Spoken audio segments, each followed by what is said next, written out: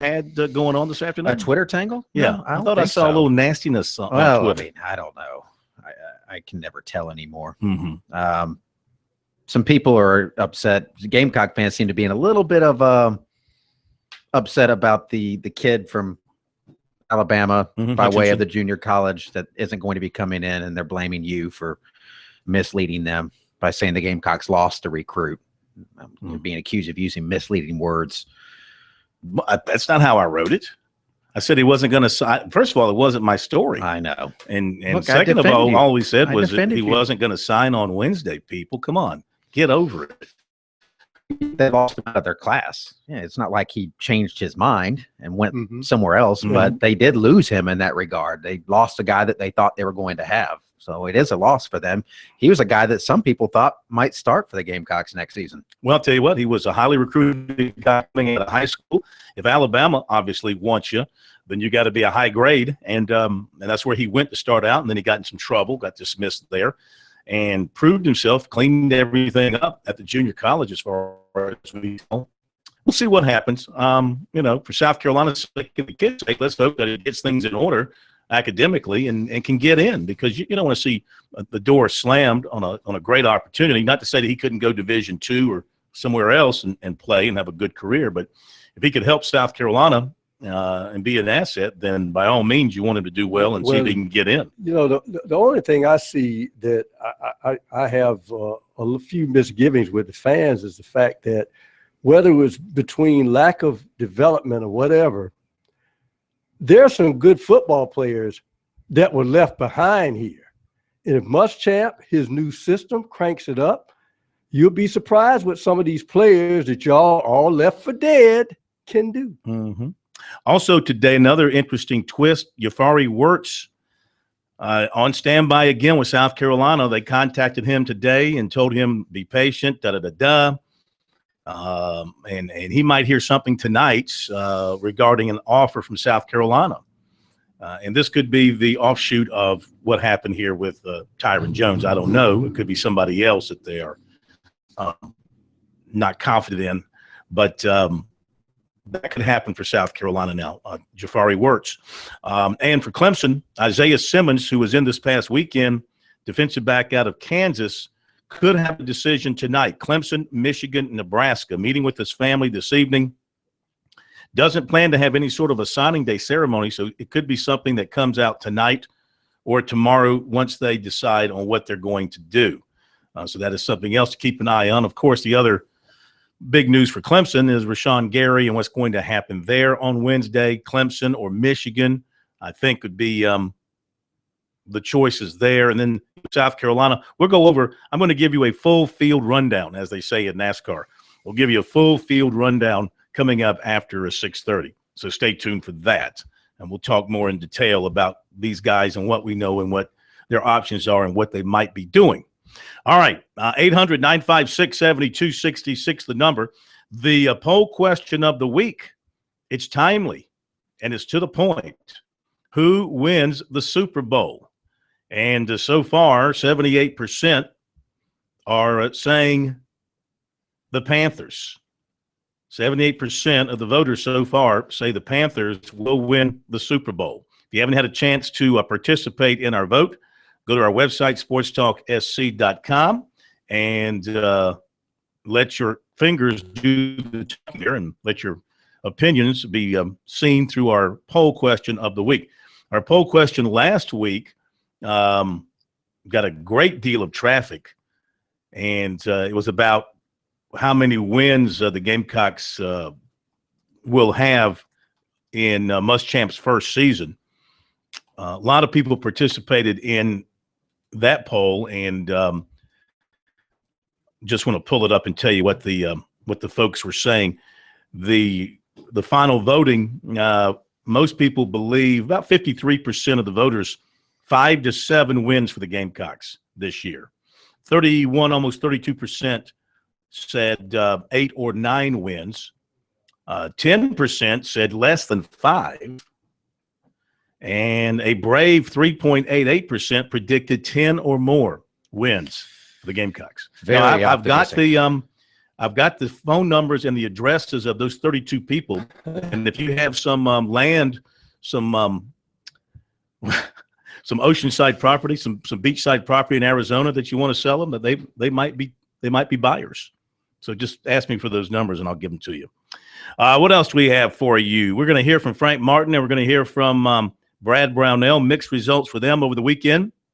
USC beat Alabama in front of 18,000 at the arena in Columbia. What a terrific game it was. Intense and well played for the most part. A lot of free throw shooting. The Gamecocks have taken the most free throws in the SEC. And in second place is LSU, and they trail by 100. USC has taken 100 more free throws in all games than their number two really in the play SEC. Those slogger knocker type of games. Isn't that the same formula that Eddie Fogler used to win the only SEC championship they have? I think that year, because of those three guards, they went to the line. Yeah, but I think that they relied more on three-point shooting than this team does. I mean, their thing was drive it inside, and if you can get fouled or score, but not dish it out to Larry Mackey or Melvin Watson. Let them, or Ryan Stack. Ryan Stack. Let them drill the three. That was. But then again, a lot of what they did was Mackey, who would get a technical for doing this now, or some officials call it a technical, because how many times you heard BJ drive to the hoop, get hit, lay it in, and yell, and one. And some officials give you the technical if you say that. They don't like. Yeah, they say and one. Yeah, some of them don't like. Well, he was the first one that changed the rule. Now you can't do the flash gesture anymore. Yeah. He was the last guy to get away with that. The new rankings this week: South Carolina back in the AP at 25, and they're 23 by the coaches. North Carolina and Oklahoma, they flip-flop number one. AP has Oklahoma. Coaches like the Tar Heels, of course. North Carolina's 2 by the AP. Oklahoma's 2 by the coaches. Then it's in the AP, it's Villanova, Maryland, Iowa. By the coaches, it's Maryland, Villanova, Xavier. Iowa's down to number 7 in the coaches ranking. Joe Lunardi, the genius of the brackets, has his new bracket out today, and he has South Carolina and Clemson in the tournament right now.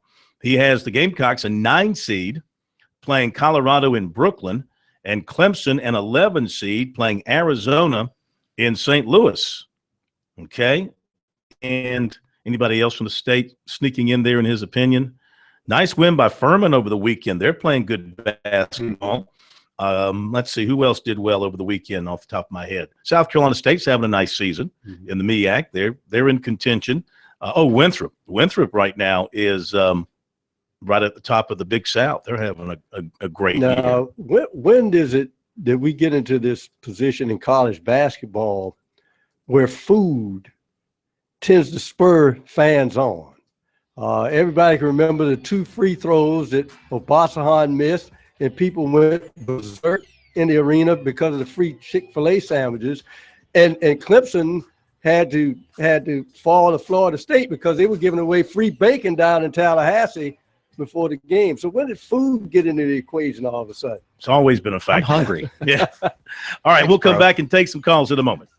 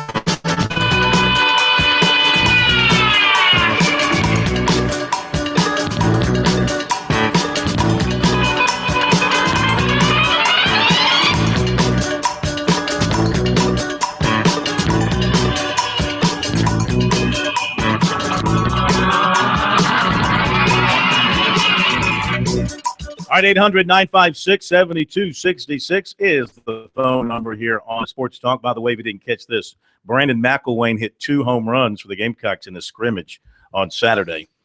Yep, that football practice opportunity, well, they say they're going to make it work and make sure he gets over there, but of course, it was only the second scrimmage of camp, and things can happen. It's like Chad Holbrook told me the other day. He goes, yeah, you can look absolutely great in these practices in the fall or in the preseason, and of course, when you get to real games facing opponents and they throw a great pitcher at you, you can look like a tub of lard. So it's nice to look good during these things, but it doesn't guarantee anything once they get out there and start playing games. But I know they are excited what they've seen from that so far. All right, let's go to Tiger Bryan in Lancaster to get things rolling tonight here on Sports Talk. Tiger Bryan, how are you? Man, I'm doing great, guys. How about y'all? So far, so good, but it's early. Yeah, well, I tell you what, man, it's my favorite time of the year, and I want to thank y'all for keep, doing what y'all do, man. Because recruiting, y'all number one in my book. Well, we thank you for that. We thank you for that. I got a couple questions for you. Hey, I tell you what, now, Dabo and his crew has done year in, year out, the last 4 or 5 years, has recruited. I mean, it's unreal. We just reload, man. And I think another question, both teams, South Carolina basketball and our, Clemson football and the basketball team, them getting on track, playing real good, and I think that helps both teams recruit. And I'm gonna hang up. Y'all have a great night, man. I appreciate y'all. All right, so thank you very much. Yeah, I mean, USC basketball, of course, when you're going like they are, between USC men and women's basketball, they've got 40 wins between them now here on February 1. Mm-hmm. The women are 21-0, the men are 19-2. So yeah, that's got to help their recruiting when it's going that well. And Clemson football recruiting, of course, never slows down. They do a terrific job identifying talent, and then when they get them on campus, they kind of let things speak for itself. Here's how big it's getting for the USC women's basketball team, Corn. How big is that? I'm going to the game Thursday night. Who are they playing? Kentucky. Oh, this is not the UConn game you've been talking about going to. Well, I'm going to go to the UConn game, but I figured I should go to the Kentucky game first. Yeah. So I don't look like I officially just jumped in at the last minute. So I'm going to go to this one. When technically you are kind of. Yeah, and I actually sent the thing. The email. Did they grant you a pass? They said, "Come on." There you go. Well, this is going to be. Well, they asked if it was me or you, and I said it's going to be me. They said, "Okay, come on." This is going to be an interesting test in that. Let's face it, the gold standard is still those UConn women who I think have ball bearings in them. I think they're machines underneath that skin. Yeah. But in the conference they're in, they never tested. With South Carolina, it's a test every night. I mean, it's number 8 this night, number 12 this night, number 10 last night. Who comes out of a game like that? The tested team or the one that just rolled over people? We'll be right back.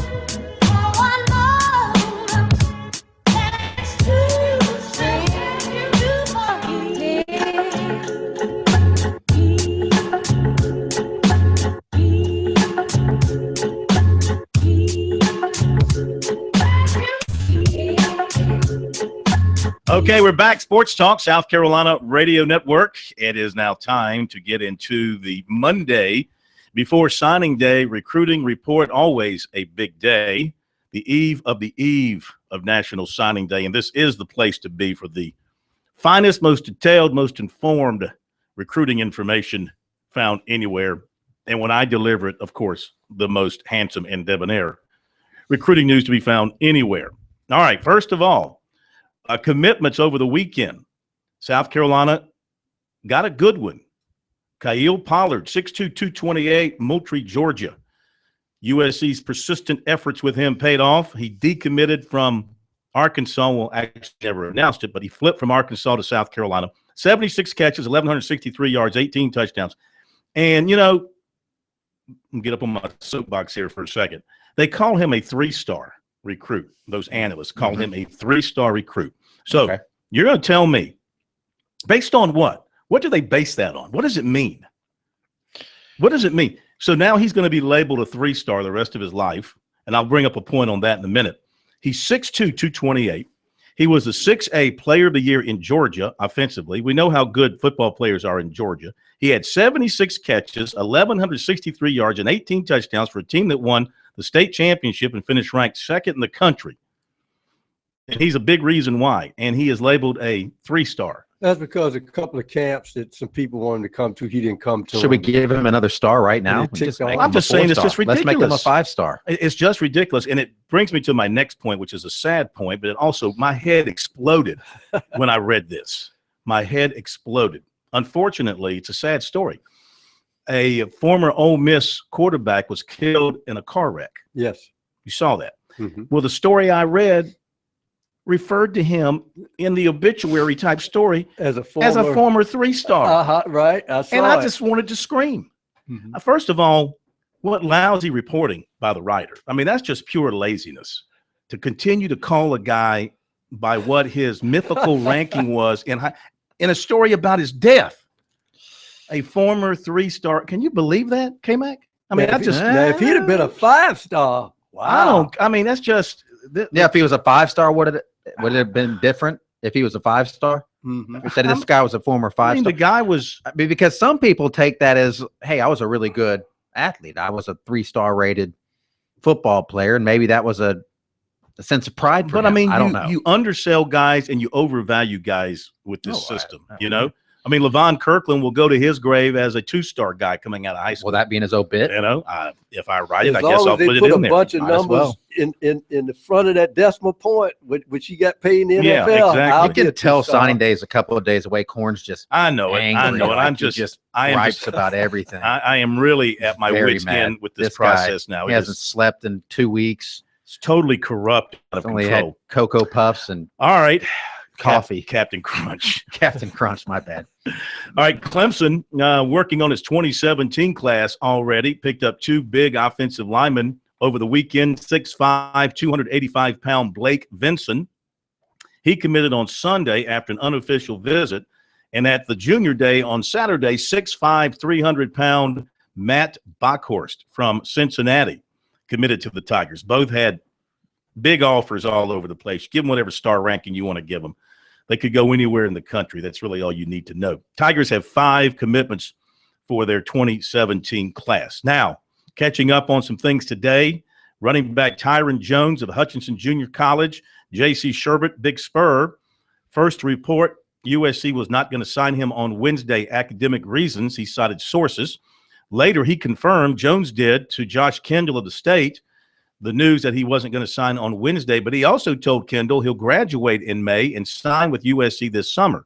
He told Josh that he's been in contact with Will Muschamp and that Muschamp still wants him to enroll this summer. You know the story on Jones, native of Marietta, Georgia, highly recruited, went to Alabama, had a little problem with the Ouija Beegee. That's the my devil's name. loose. And he got dismissed from the program eventually. Now, JC has followed up with a tweet, I guess it was, saying that he seriously doubts that he'll make it academically to get into USC. So, meantime, USC continuing to recruit receiver Jericho Morris, a Southern Miss commitment out of Mississippi. He made it official over the weekend. USC very much in the mix. His coach told us that it went from about 20% for USC to 50-50. USC checked on him today, working in their favor, the coaching change at Southern Miss, and they did not retain his recruiting coach, who he really liked. And this kid is big on relationships, and he likes Brian McClendon. His coach says he's a terrific receiver. He's 6'4". It's one of those guys playing at a small school where he played a bunch of different positions and did a lot of different things. And anyway, South Carolina's still recruiting him and hoping to get him in. Let's see now. Yafari Wirtz of Newberry. He got a call from Sean Elliott of USC today saying he'll get back to him tonight. Be patient. Everything will work itself out. Talking about a potential offer from USC. Now, you know, Yafari has been on that roller coaster with the Gamecocks. He committed to Georgia Southern. USC started to recruit him after Muschamp came in, brought him in for a visit January 22nd, didn't offer him that weekend. He moved on. He visited Appalachian State this past weekend. He had made up his mind to sign with either the Eagles or the Mountaineers Wednesday until the call today. And he said, quote, "I'm willing to wait. It's very frustrating. I've gotten to a point I just want to be left alone. I'm just kind of tired of it and want to make the best decision for me and my family. I know the kind of player I am, and with the football in my hand, wherever I go, I'm going to be a playmaker." That's one thing very consistent about him. Every conversation, boy, he wants you to know, put the ball in his hands, he'll do big things. Playing quarterback for the Bulldogs, led them to the AA state championship game. He accounted for over 2,500 yards and 32 touchdowns. Nation Ford tight end Hank Tuipulotu went to BYU over the weekend and said it was a great visit, called it awesome. He went to USC, of course, earlier this month. He's still talking with recruiter Bobby Bentley. Commitment to the Cougars still in place, but not a final decision yet. He said last night, "I'm unsure at this point. I would say I'm leaning towards BYU since I'm still committed. Not sure what time he'll sign with the Cougars or Gamecocks on Wednesday. Whichever he signs with, remember, he's going on a 2-year Mormon mission, so he won't come in until 2018.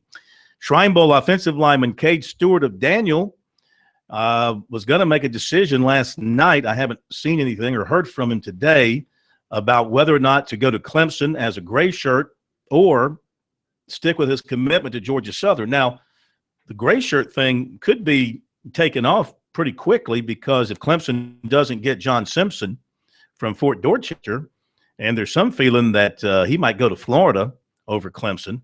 If that happens, then that would open up a spot for Stewart to get that scholarship right away. He told us last night, "I'm pretty clear on where I'm going, but I want to talk to my coach first. I feel very confident." You can write another one of my typos. You can write a boot. You can write a book after what I've been through in recruiting. I'm getting a feeling that these guys are burning out on this stuff. You have to consider family, education, what's best for you, and our situation, basically. What's the best decision for me? I'm definitely sensing burnout here from recruits and recruiting analysts Welcome alike. to your first bout with adulthood, my friend. Anyway, we'll try to check in on him and see what we can find out. Defensive end Aaron Thompson of Fort Lauderdale at USC over the weekend. Today, he decommitted from Maryland. USC and Maryland were his two. He talked with his USC recruiter on a phone call Sunday night, and he said that then they were pretty evenly matched.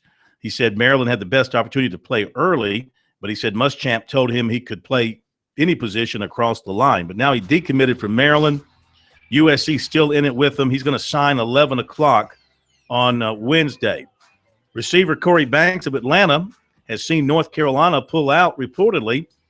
Alabama is the other school he's been considering, but he went to USC over the weekend and really had a great visit with the Gamecocks, and that might be the last thing standing in South Carolina's way. He'd been committed to North Carolina, but now that option is out the window.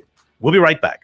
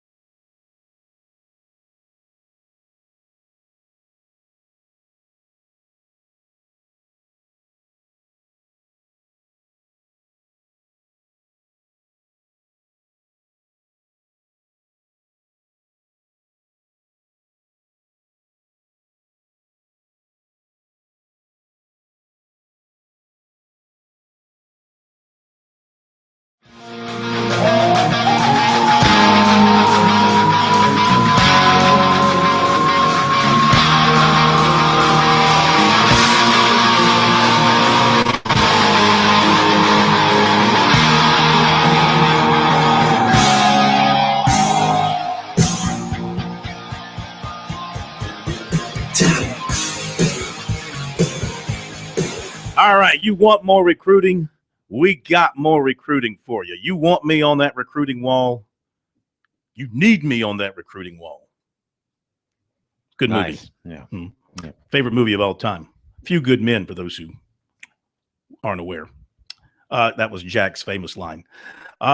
Anyway, back to Corey Banks. 7:30. He is signing on Wednesday morning, so that might be, unless he does something here before then, that will be when we know what he's going to do. Defensive end Jacoby Hill from Atlanta, when he left his visit at USC yesterday, he was favoring the Gamecocks, but Memphis put a strong push on him last night. So as of last night, he was favoring Memphis over South Carolina. Big thing with him is Memphis is making him feel like a priority item to them. He says Memphis leads USC 60-40. That was as of last night. No update on that today. He announces on signing day, receiver Randricus Davis of Atlanta came out of his visit to USC favoring the Gamecocks over Miami. That is still the case as of last night. Not a huge lead, he said, but they are in the lead. He didn't talk to any recruiters last night. Defensive end Malcolm Roach of Baton Rouge was at USC over the weekend. He's been committed to Texas. He said the visit put USC right up there, but then on Twitter, he tweeted out something about Texas last night. Feeling is he'll stick with Texas when he signs. Quarterback Logan Bailey of Chapin went to Citadel over the weekend. He'll announce Wednesday morning at 10:30. Citadel, Newberry, and Limestone, his final three. Defensive back Daniel Thomas of Montgomery went to Alabama over the weekend after going to Minnesota earlier in the week. He also visited USC and North Carolina. I spoke with USC Thursday night, and he said the Gamecocks told him that they're out of it with him.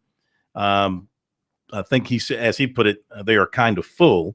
And he said he pretty much knows where he's going. So, and Clemson had also recruited him at one point, but both have backed out. Defensive back Kayvon Wallace of Highland Springs, Virginia, went to Ohio State over the weekend after seeing Clemson Thursday, Friday. Been committed to Cincinnati, but also considering Clemson, Ohio State, Michigan State, Pittsburgh, 9:30 on signing day with him. Really enjoyed his visit to Clemson, really enjoyed his visit to Ohio State. Defensive back Isaiah Simmons of Olathe, Kansas, down to Clemson, Michigan, Nebraska. Could have decision tonight. Don't know if he'll go public with it. Meeting with his family tonight. Had a real good visit to Clemson. Liked it, liked the facilities, the whole deal there.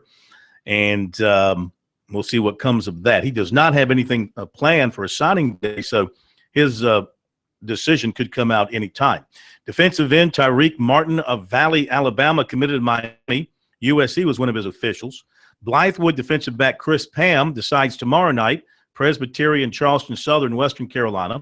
Blythewood defensive back quarterback. Blythewood quarterback David Israel going to Butler Junior College in Kansas. 2017 receiver Amari Rogers of Knoxville was at Clemson Saturday. Plans a decision in the next 6 weeks. Defensive back KJ Chamberlain of Emerald went to Appalachian State over the weekend and will sign with the Mountaineers. Per SC Prep Nation, quarterback Mario Cusano of Greer going to Presbyterian. Defensive end Hoyt Bynum, Spartanburg Christian, going to North Greenville. There was a report Saturday night that 2017 defensive back LeAnthony Williams of Roswell, Georgia, committed to Clemson, but his father said that was not the case. Temple coach Matt Rule was in to see Karamo Diabate on Saturday night as soon as Diabate got home from his visit to USC. Michigan State also strongly involved there. Former USC commitment receiver defensive back Trey Jackson of Baton Rouge committed to Tulane. Defensive back Nick McLeod of South Point committed to NC State over Georgia Tech. 2017 quarterback Jake Bentley of Opelika, Alabama, was back at USC for an unofficial visit over the weekend. He also picked up an offer Sunday from NC State. Some of the other top 2017 prospects at Clemson Saturday included defensive back Malcolm Askew of McCattery, Alabama, defensive end Zachary Carter of Tampa, defensive back Xavier McKinney of Roswell, Georgia, and defensive back Devon Hunter of Chesapeake, Virginia. And in baseball, Clemson got a commitment Sunday from 2018 right-hander Davis Sharp of Decula, Georgia. Well, that's it for the news. Now, we'll come back from the break, and I'll go over what's still out there for USC and Clemson. tell you what I think could happen, tell you what I know, and where the chips may fall with some of these guys down the stretch. I mean, I really don't know what they're going to do, but I can give you a hunch based on just my ability to do hunches. Like, well, name the last time I was wrong on a hunch. You have to go back a few decades, I think. Yeah. So you're saying you're clairvoyant. We'll be back in a moment.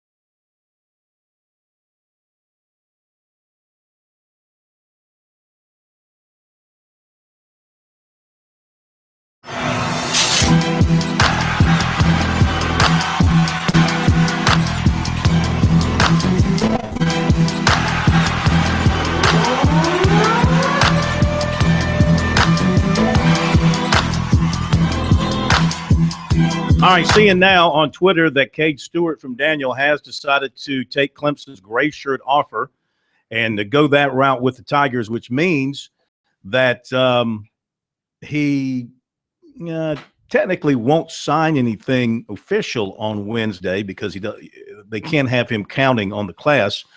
But he'll wait, and if a scholarship becomes available in this class, then he will get it. If not, he will enroll in January. Mm-hmm.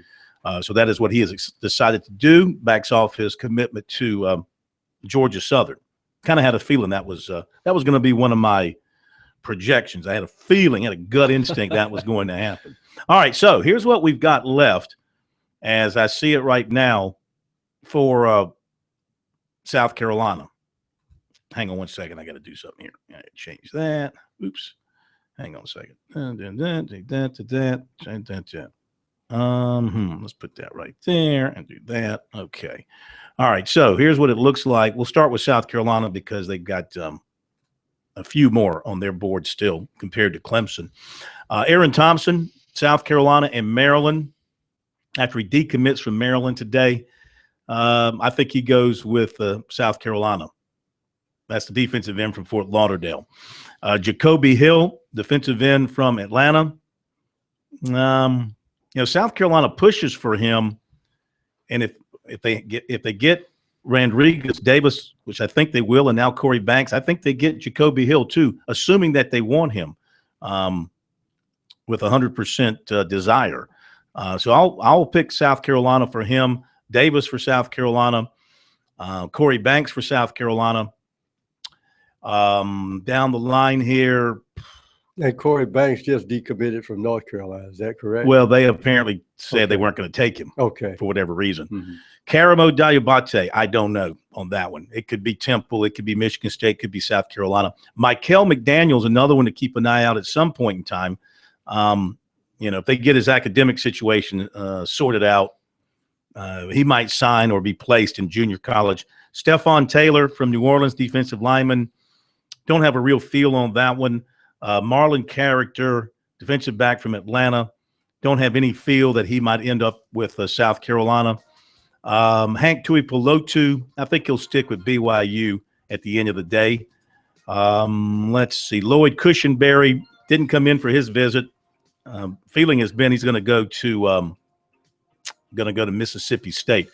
Jericho Morris, I think South Carolina could get him as well. Now, his coach said he may have to do a junior college thing first, but that could, I would say right now, South Carolina is growing with him because of the fact that the coaching change there, and he had a very good visit to South Carolina over the weekend.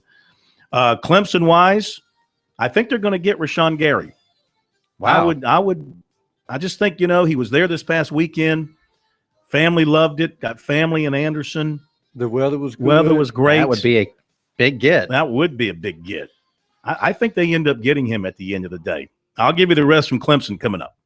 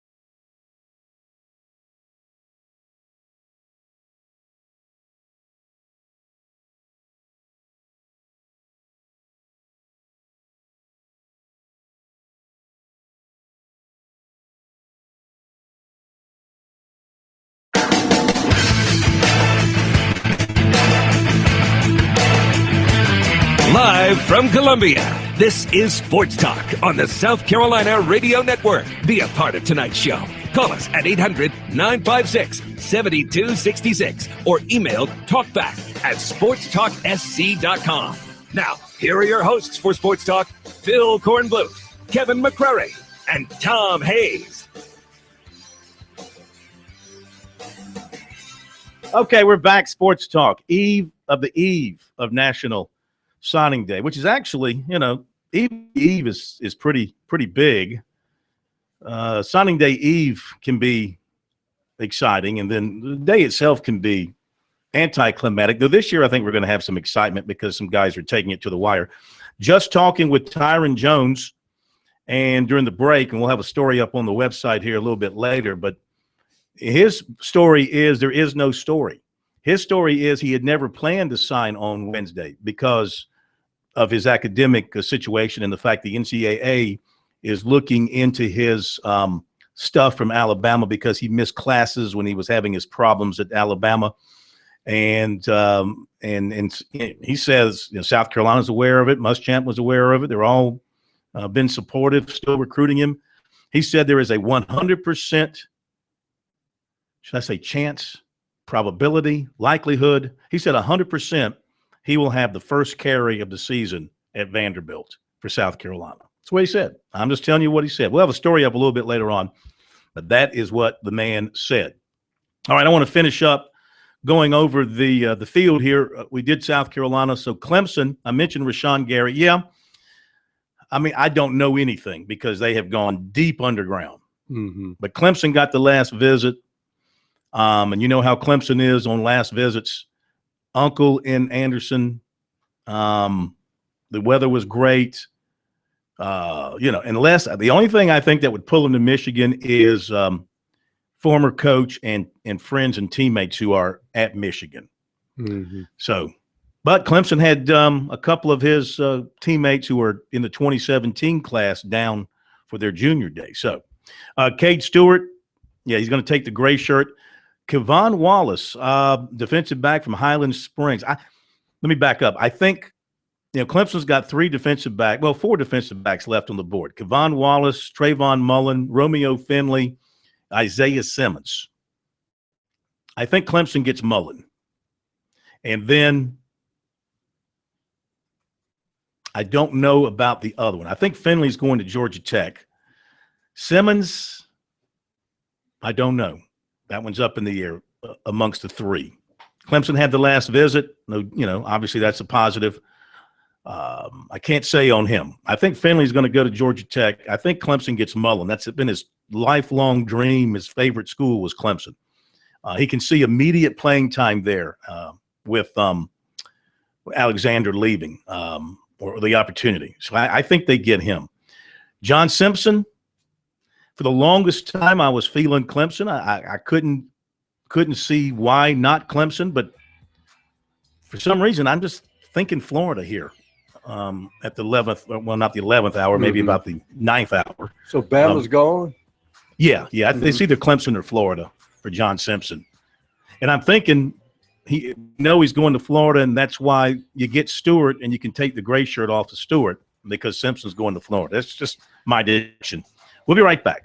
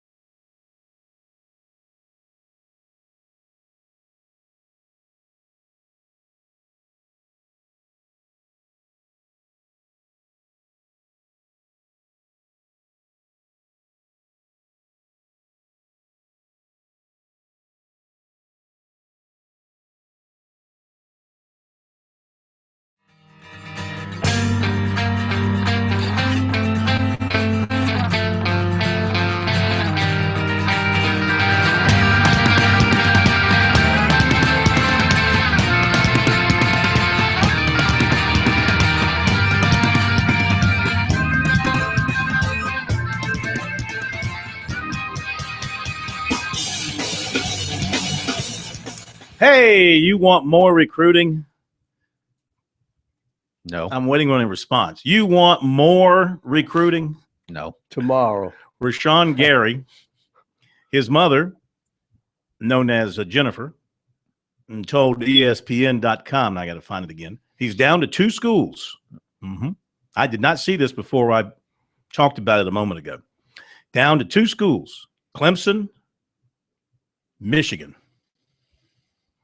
She said the Clemson visit was much better than expected. There were a lot of unanswered questions from the last visit, and this time everybody was on hand. It was really nice. He doesn't know yet, and it scares me. There are similar points to both schools with little differences. It depends on what's most important to him and where he wants to go, because I've led him as far as I can, she said. He's stuck right now, and I can't unstick him. That's something he has to do.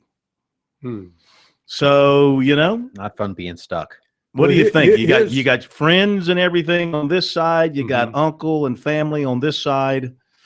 You got a team that played in the national championship, and you can make a strong argument we'll be back. You got a team that came a long way under their new head coach and is making progress and could get there, in a short amount of time. And a coach who not far from having a team in the Super Bowl. Yeah. And I think you look at Clemson. He had a team in the Super Bowl once. He That's did. what I'm Lost to saying. his brother. He lost the championship game. The other thing, too, about Clemson, I don't know about what Michigan has on their defensive line, but you could really sell a guy like this on coming to Clemson and being a part of maybe the nation's best defensive line in 2016 and 2017. When you throw in the guys that they can throw in. I mean, seriously, look at some of the talent. Dexter Lawrence coming in, the guys that are coming back, the guys that they are adding to the list. You could say, come here, play with us, have a year with Deshaun Watson, a chance to go to the national championship, play on what could be the best defensive line in the country when you look at that talent. And let's face it. And all of that might mean nothing to him. And let's face it. Look at your schedule. We going places. You got a lot of traps at Michigan. That Big Ten is full of traps. Mm-hmm. And you may, have a great career, but the chances of you going to the national championship game, when you sit there and you got Michigan State sitting there, Ohio State sitting in there, Nebraska, is going to get better. Mm-hmm. Penn State is sitting there. I mean, just so many traps. And the weather. That's why I asked about the weather, because if he comes down there and he sees the weather, there at Clemson, build a defensive line, the coaching staff, how really they have taken talent and lost 7, 8 seniors the year before and still came back with a strong defense. There's a lot to sell. Mm-hmm. And then Harbaugh is going to sell, hey, you want to see my NFC championship ring? Want to see so both have a lot to sell. It's just interesting. Mm-hmm. So what is your projection? Well, if I'm going for weather stuff, there's no doubt in my mind I'm going to Clemson. Mm-hmm. I'm not going. Why? Excuse me for saying this, and I don't want to make anybody angry. Why would I want to go somewhere 30 miles outside of Detroit? I mean, I'm sorry to put it that way, but Detroit is rebounding now. They've got that big mortgage companies taking over like half the city, and Yeah, they're not Flint. that's right. You can drink the water. Their water's still clean. And also there is I think there's a blizzard headed near Detroit. All right, so as you're we saying talk. Clemson. What are you saying? Okay, Mac. I still think Michigan. You say that just to be I base obstinate. that on nothing. Well, everybody seems to think that it was Michigan going in, and I think people were surprised when Clemson even got the visit. Now, I will say that Dabo's pretty darn good when he gets guys on campus of getting them to give him a commitment. Well, He's a good closer. Here's the deal. I try to read into people's words. What were your preconceived notions? Dabo is known as a great recruiter. If you looked at anything at Clemson, pristine campus, out in the country, nice, sunny, you're still near some metropolitan areas. And she says, it was better than I thought. What did you think it was going to be? As if their thing was Michigan all along. And then she goes to Clemson. It's better than I thought. What do you mean? What was your preconceived notions of Clemson? One other Clemson note here. Hunter Renfrow has his cast in a hand. He broke a bone in his hand, A cast in his hand. cast on his hand. Okay. That'd be a weird thing. Just another in a long line of You need to typos. Go and home, get yourself a bowl of Captain Crunch. going back to yesterday. For those of you following along, and thousands of you did over the weekend, I apologize for all the typos. As I went back, I have nobody to proofread. That's the danger of the internet. Spell check. Even spell check couldn't catch some of these things. He's making up words. Anyway, Renfro said he broke a bone in his hand playing in a recent pickup basketball game, but should be fine.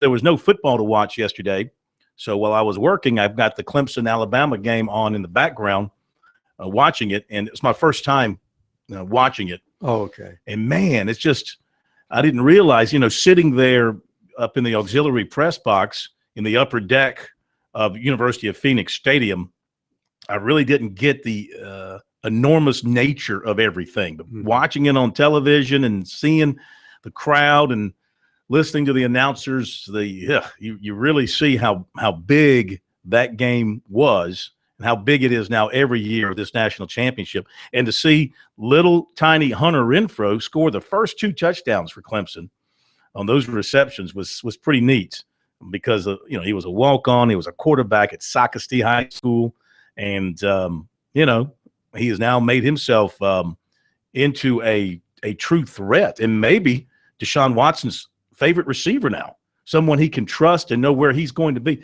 That second touchdown, I watched it on replay. That was and Herb Street, of course, pointed out extremely well. But Watson, the way he led Renfro as he was making the cut along the back of the end zone and just threw the ball, 5-6 yards out in front of him and let him run to go get it. Just an absolute missile, but perfectly timed and perfectly placed, and a thing of beauty.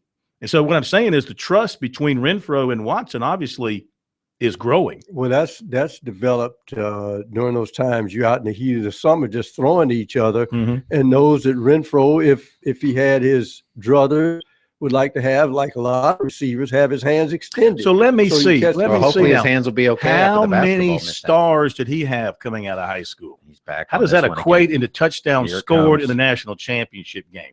Should you maybe get a star for that? So at the very least, he's a 2-star by scoring 2 touchdowns in the national championship game. Should we give him 2 stars for that? Sure. What a joke. Well, see, one thing I can't understand is people don't understand about, which is why we like sport, is not played by machines, it's played by humans. Some players, you give them 2 stars, just like that kid that exploded during the Shrine Bowl. Yeah, they say I come from a little 1A school. I'm going to show these guys what I can do. Well, see, God, that was 15 years ago. I know, but some guys are like that. They love to be downgraded because they're going to show what you can do. Whereas some guys, a 5-star, gets their head exploding, and they don't recognize their potential because they stop working for other reasons because they lose an edge. So sometimes it's good to be kind of downgraded, and it kind of spurs you to greater things. By the way, if you want more recruiting, I have more. I meant to mention this with Trayvon Mullen. He took an unofficial visit to Louisville over the weekend, and we'll have a story up on him tonight on the website too, talking about what his thinking is. But I don't think Louisville is all that strong of a factor with him. Now, something else that got me over the weekend that made my head explode. Uh-oh. I was watching some of the basketball. It was Florida. Who was Florida playing? West Virginia. Yeah. Country Virginia. roads. Please tell They me that crushed they them. don't have a Sonic painted on their court at the O-Dome, an advertisement for that. Please tell me that was a television graphic that was, how they can do that and lay it, make it You look need like to have it's on the 2 floor. bowls of Captain I Crunch. when you get home wasn't tonight. paying attention because all I was Do seeing they have was Florida Sonic blow painted by West on their Virginia. floor at Florida? They sold the space to the Sonic restaurant chain on their floor? Are you kidding me? Be right back.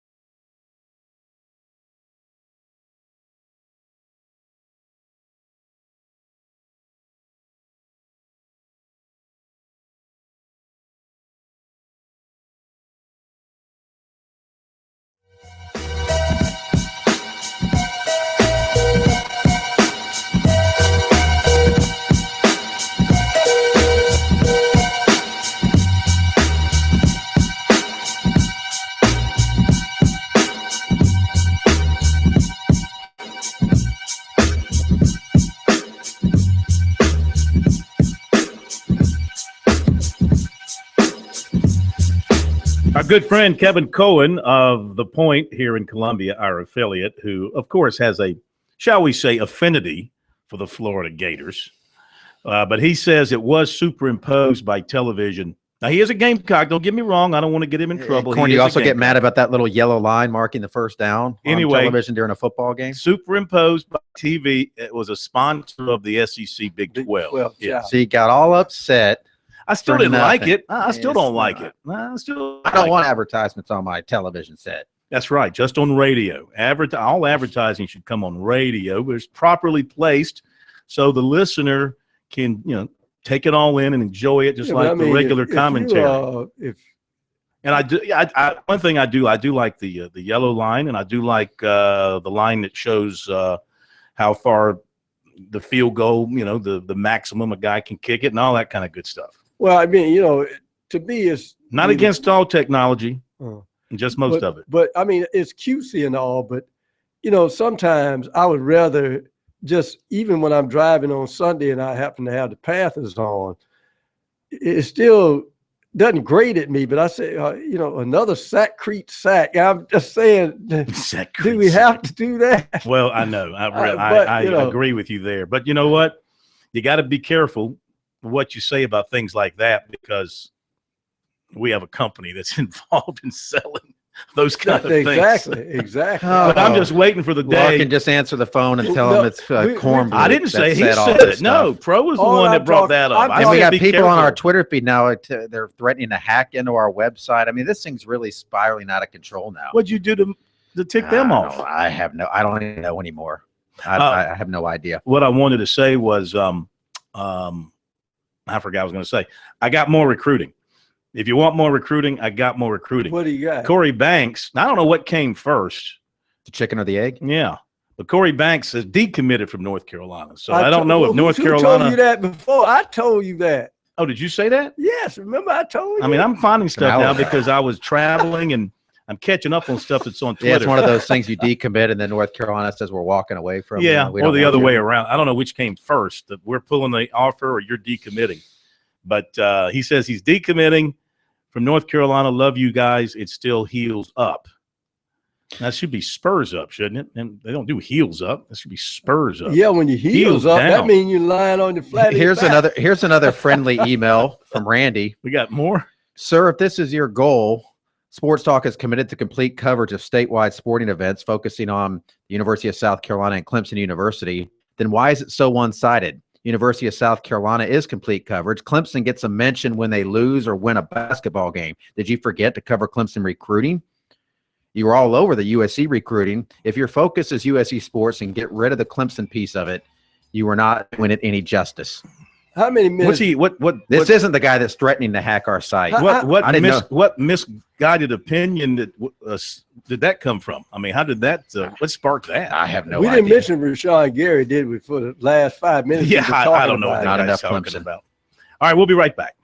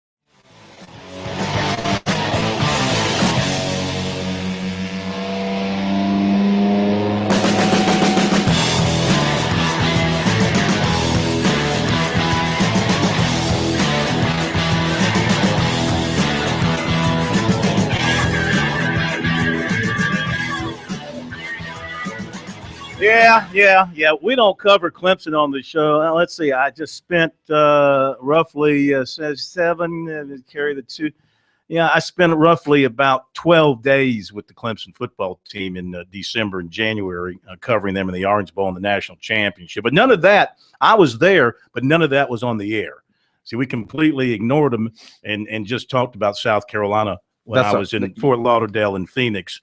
We just talked about Muschamp and that's why you went out the history there, right? of Muschamp. To ask Dabo what he thought about. Ask Dabo what he thought about Muschamp. And if he misses Spurrier. So for that particular caller or whoever he was, writer, Randy. Yeah, we were there, but we did not cover Clemson. We didn't write about him. We didn't put anything on the website. We didn't talk about him on the show for the 12 days we were with them in Florida, in Arizona. So the website's not going to exist much longer anyway, because there's a guy on Twitter now that says he's going to crash it. So enjoy sportstalksc.com. Is that possible? While you can. Maybe the guy might work for the Secret Service for all I know. Is he not getting money? Because if he crashes, we can sue him. All right, quickly, Bob in Aiken. You're up next here on Sports Talk. Good evening. Hey, good evening. Thanks, you guys. I want to change the subject if I can and just ask you about South Carolina basketball, the men's team. The girls are already in the dance. What do you guys think it's going to take for Carolina to get to the dance? They're 19-2. They're now back in the top 25, but not sure how much respect they're getting. But what do y'all think it's going to take to get them into the dance this year? You gotta win against one of the other two ranked teams. I think Florida, although they're not ranked, have a very high RPI because of their schedule. I think they make the dance. I really do think Florida's going to make it. But you got to beat Texas A&M on the road. That's going to be a gargantuan task, next week? Or you got to beat Kentucky at home. 10 games left, 5 at home, 5 on the road. Mm-hmm. At home includes LSU, Kentucky, Florida, Tennessee, Georgia. Bingo. So here's my formula. Beat Tennessee, Georgia for sure. Do not lose those games at home. Mm-hmm. Win those 2 games. Win at least one of the 3 against those big 3.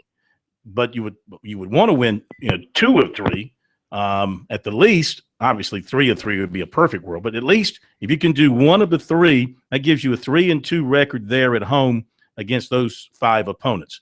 Then on the road, win at Mississippi State, win at Arkansas, and win at Missouri. So 3-2, 3-2. That's a 6-4 finish. Mm-hmm. That makes you 25-6. Is that right? Well, 6-4 I think you can make it really simple. 25-6. You go 5-5. You're 24-7. Mm-hmm. Mm-hmm. Well, 25-6 is better. Well, yeah, that's one more win and one fewer loss. Yeah. But if you go 5-5 and you're supposed to play 500 ball, I think that would be good enough to get you in with 24 wins. Yeah, win all the games at home. 11-7. Well, in they're the not SEC. going to. I mean, can they beat LSU, Kentucky, and Florida at home? Yes. I don't know. They would be better off than doing that than try to beat Texas A&M out in College Station. What they can't do, they cannot stub their toe at Missouri. You got to beat the bad teams wherever you play them. And I say that's Missouri, Mississippi State. Well, those are really the only 2 bad teams left. You got to win those 2 games. Maybe hope you can pull out a win at Arkansas, though that's always tough. And then, like I said, win 3 of those 5 at home. I think you're in good shape at that point. All right, thanks very much for the phone call. Let's get a little more into basketball. Clemson tomorrow night is going to go to Wake Forest, looking to bounce back from the loss at Florida State. Wake Forest has been a Jekyll and whatever it is. Jekyll and Hyde. Well, first you I mean, this guy, I don't know if you're going to make it to signing day. Are you talking about the 2 crows, Heckle and Jekyll, or are you talking about Jekyll and Hyde? Easy for you to Both say. of them. All 4 of them. I'm talking about all 4 of them. Anyway, Wake Forest can play some good basketball, and then they can look really bad at some other times. They've had some games get away. That Virginia game in particular. Heartbreak. So anyway, a chance for Clemson to get right after losing down at Florida State, where they got into foul trouble, and the athleticism of Florida State really came through. They were running the floor, and their guys were making plays. Clemson could not hang with them in the last few minutes, and Florida State gets the win. Brad Brownell ready to get back at it tomorrow night and get back on the winning side of things.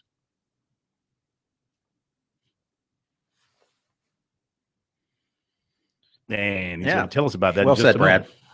Brad. Didn't play as well as we would have liked at Florida State. Thought they played very well in the game, and perimeter players didn't shoot the ball very well, and they were able to capitalize in transition and beat us. Now we got to get ready to bounce back, go to Wake Forest and Virginia Tech here this week.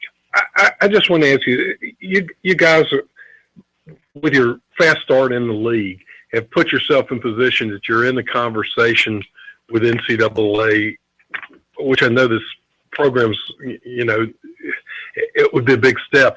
Can you talk about being in that position, and does it impact you at all the way you approach things? No, it doesn't change the way we do things. Certainly have conversations with our team about it and make sure that they don't get, so worried about that they forget what we did to win the games we won. And I think that's what's important in terms of what it does for the program. It's just good in terms of publicity and giving guys confidence and obviously just motivating our fans and team to continue to play better here down the stretch. I mean, this was a team that was not projected to be in this position. I just wonder, did you expect it? And is there anything that's happened that's, surprised you pleasantly with the way this team's developed? To be honest, I thought we had a chance this year. I really did. But we got off to, a very poor start. That was very frustrating for all of us. It's a little bit unique, Al. This is my 6th year as the head coach at Clemson, and this is the first year that I've had my leading scorer back. So, Jerron Blossom game we thought would again take another step and become a very good player in this league, and he's done that. And so we thought that would give us a little bit of a chance. And then we have some older players, Jordan Roper and Landry Noko are both seniors that have started for a couple of years. So we hope that those guys would, continue their development and play a little bit more consistent. And when they play well, that really helps our team and gives us, good chances. And then, we have a guy named Dante Grantham who's a sophomore now that has still been a little inconsistent for us. But when he plays at a high level, it really gives our team kind of that third score or second score sometimes that we really need. So, we're still battling consistency like a lot of teams in this league. I just think there's so many good teams, and sometimes it's not always who you're playing, but when you play them. Teams get in good roles and good stretches, and other teams maybe have a bad week or so. And so we just got to continue to get better as a team and push forward. But I'm not completely surprised with what we're doing. I thought we had a chance to have a good year this year. And I don't mean this to be insulting, but I've covered Clemson for 60 years, and traditionally, Damn, how old are you, Al? I'm sorry. But I'm in my 60s. And Clemson has historically been the worst free throw shooting team in the ACC year after year. It's all coaching, Al. It's all coaching. These other guys didn't know what the hell they were doing. Rick Barnes and those Cliff Ellis didn't know what they were doing. It's all coaching. I asked Oliver Purnell once about it, and he said it's something in the lake. Yeah. Well, we try not to talk about it around here too much because we're afraid we'll jinx it, but because everybody wants to bring that up. What's funny is I think a couple years ago we might have led the league in free throw shooting a couple years ago, and then maybe normalcy returned last year. But I do think we've had a couple teams where we've had some guys shoot it well. And a couple years ago, KJ McDaniel got fouled all the time, and he was an 80% free throw shooter, and that really helped us, our stats overall. But we have more guys that can shoot this year. We just have more guys that are better shooters than we've had probably since I've been here. All right, Brad Brownell, Clemson basketball coach. Yeah, the Tigers, they had that stretch of 30-something consecutive free throws made at one time that was snapped the other day. But they've been lighting it up from the free throw line, and that's been a big help for them as they try to build their resume towards the NCAA tournament. And they can do more with a win tomorrow night.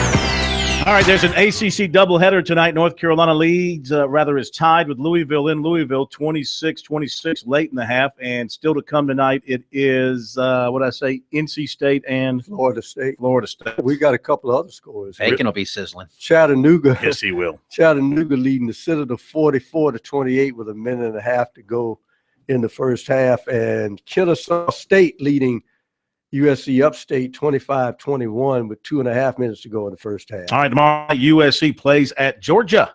Here's Frank Martin. Anytime you go 2-0 in a week during conference play, your kids did some things the right way. And now we got 2 road games this week. Start with Georgia tomorrow. When you play a team that's got unbelievable experience in the backcourt, it's always just ridiculously hard. And, they've got 3 guys that have played together for 3 years and just played a gazillion minutes with each other. And so our hands full, hard place to play at. Mark does an unbelievable job. Fox, that is, unbelievable job in just getting his team to play to its identity. And Mayton is evolving into one of the better inside players in the country, not just the SEC. And he's a handful. So it's just another week in the SEC. It's just you start watching tape, and the more you watch, the more your brain kind of just gets locked up in a big knot. But with all that said, I'm proud of our guys, and I'm excited for our guys, and we'll practice well here today. I sense it, and that's what they're going to do here today, and then we'll get on that bus and go, see what happens. Frank, Chris got the start last game, played pretty well. So first, do you anticipate him starting against Georgia? And 2, just what does he bring to the team, especially from the beginning of the game? Yeah, that's I didn't do that to discipline anybody. That's just a decision that was made as to what's best for our team, and the plan is for him to be in that lineup unless he doesn't play well and someone else does. It's what does he do? He brings an unbelievable amount of energy, an unbelievable amount of toughness and passion and enthusiasm, and his ball screen defense. He messes a lot of stuff up offensively, but he makes up for it with his protecting the rim and then his ball screen defense, which a lot of people go to ball screens in today's day and age. That's what a lot of people do. And he guards ball screens the way we ask him to guard ball screens. He doesn't kind of have his own idea and does it his own way. He does it the way we ask him to, and that makes the guards more aggressive because they know that the guy behind them is going to give the coverage that's supposed to be there. You kind of alluded to it, but how tough of a guard is it when you got those 3 guards that are averaging a double figures, and how does it change up what you do? And the thing is that all 3 are different, and that's if they were all the same, maybe you can switch some screens but they're all different, and so you got to have matchups in a way that's best to eliminate the strengths of each one of those individuals.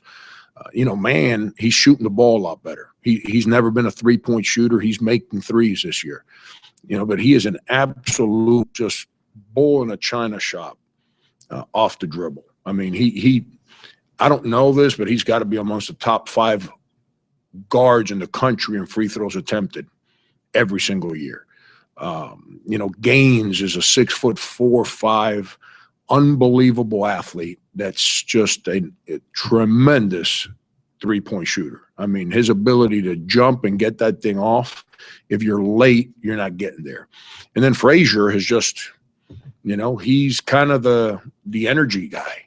I mean, shoots the car off the ball. He's crafty. He knows how to play. He's fearless. He can play off the dribble. He can play in a ball screen.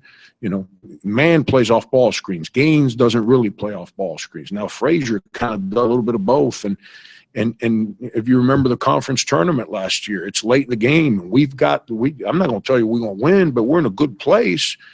And that shot clock's winding down, and he jumps up and cranks a 35-footer in the basket and breaks our backs. And these 3 guys are they're difficult. They're difficult to deal with. Okay, Frank Martin and South Carolina going to Georgia tomorrow night. The Gamecocks tied for second in the SEC at this point in time, just a game out of first. Texas A&M is 7-1. Kentucky, LSU, USC 6-2. Florida 5-3. Georgia 4-4 in the league, 3-1 in conference play at home, and 10-3 at home all overall. Stegman Coliseum, always a tough place for South Carolina to go in there and play. They've had some real hard-hitting games, to say the least, against Georgia. Some of those Georgia players seem like they've been there about 8 years. And we'll be there tomorrow night to watch it. Back in a moment.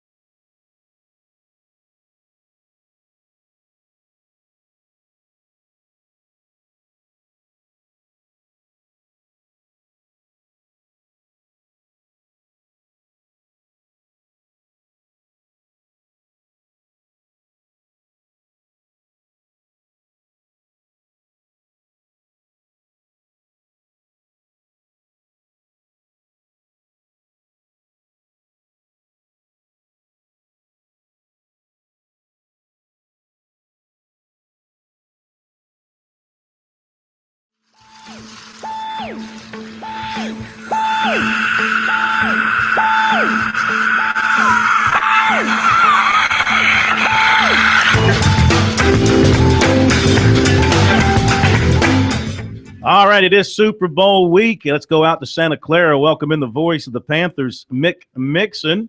A little short taste from Mick tonight. And if you will allow, we'll get you again later in the week to talk more in detail. But what's the feeling out there since you guys arrived?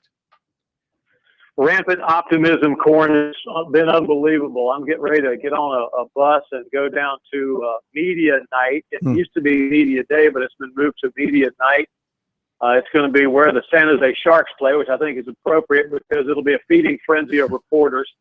And it's been great. The Panthers had a business-like practice today, a lot of excitement and a lot of enthusiasm for this game. All right, update us on the injured guys and, who were able to who was able to participate and who couldn't. All good. You check a couple of boxes. Thomas Davis, full participation. You got Jared Allen, full go, and then Roman Harper, who had the eye poke that Luke Kuechly administered to him. He's now 100%, so it should be a pretty healthy club. In your opinion, just following the team, Mick, Ron Rivera's personal experience as a successful player in a Super Bowl, how valuable do you think that will be to this team as they prepare? Oh, invaluable. Mainly because Coach is able to tell the guys, look, be yourselves, be who you are, have fun. We're out here to win a game. It's only fun if you win, but there's no need to change anything. And, of course, he was on the 85 Chicago Bears team, one of the most personable, effervescently intoxicating teams of all time. Mick, did you pick up those pants for Cam Newton yesterday before the flight? Well, if you ever see me wearing something like that or hear that I have worn them, just go ahead and call 911, have them come for me, because you'll know I've lost whatever faculties I might once have had. But on Cam Newton, it looks pretty happening. Yeah, He can pull gets it off. A pass. All right, Yeah. so you're in one of the great cities in the world for eating. What's on the agenda menu-wise as we move through the week for you? I know you're not going to eat just the catered food the NFL lays out there for you. I guess not, Corn. There's a Mexican place right across from the hotel in San Jose that's got apparently this sauce, this pink kind of a chipotle, some or other sauce that I might have to get a taste of before the week is over. But I mean, no trip downtown, Chinatown, any of those great spots in the Fisherman's wharf. Wharf. Yeah. It's a business trip, Corn. Yeah, I don't like getting too far away from the mothership. All right, listen, you don't want to put any weight on. That's your deal. Have a great week. If you don't mind, we'll like to ring you up later in the week to talk more in detail as we get closer to game time. Dynamite. Sounds good, fellas. Thank you, brother. All right, Mick Mixon, the voice of the Panthers. You got to go eat when you're in San Francisco, man. Check out some of the great Do that spots. after they win. And you got to go drive down the world's curviest street right there in San Francisco down near the wharf. I can't think of the name of it. It's the world's curviest Like a street. tour guide now. Well, I saw it one time. It's I actually From Grumpy drove Old Man down to it, yeah. San Francisco tour guide. That will do it. Check out the recruiting online tonight, all night. We'll be working all night and back at it tomorrow in Athens and here in Columbia. Have a great night. See you tomorrow.